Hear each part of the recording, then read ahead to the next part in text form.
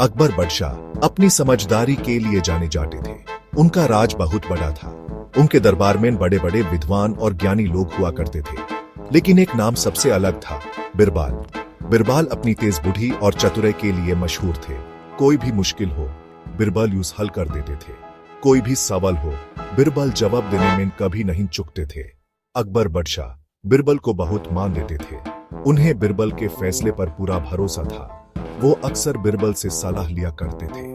दूसरे दरबारी बिरबल से जलन रखते थे। वो बिरबल को नीचा दिखाने की कोशिश में लगे रहते थे, लेकिन बिरबल हर बार उन्हें चंड का मुंह दिखा देते थे।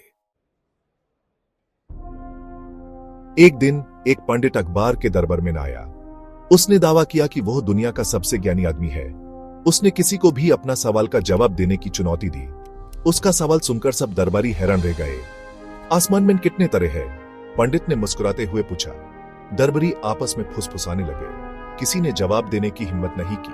उन्हें डर था कि कहीं वो बेवकूफ न बन जाए। अकबर बादशाह भी चुप बैठे थे।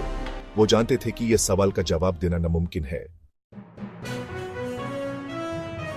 बिरबल मुस्कुराते हुए आगे बढ़े। उन्होंने एक मुट्ठी भर के रेत उठाई और जमीन पर बिखेर दी। रेत के दाने गिनो, बिरबल ने पंडित से कहा, और तुम्हें पता चल जाएगा कि आसमान में कितने तारे हैं। पंडित के बोल बंद हो गए। यूं एहसास हो गया था कि वो फंस गया है। उसके पास हार मानने के अलावा कोई चारा नहीं था। अकबर और उनका दरबार बिरबल की चतुराई देखकर दंग रह गया। उस दिन पंडित ने एक बहुत बड़ी सीख ली। असली ज्ञान सब कुछ जानने में नहीं है। असली ज्ञान यह जानने में है कि हम सब कुछ नहीं जानते।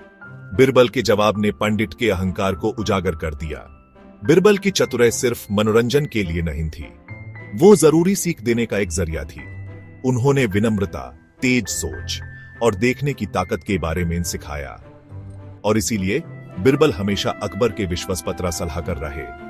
उनकी कहानियां आज भी हमें मनोरंजित करती हैं और सीखती हैं।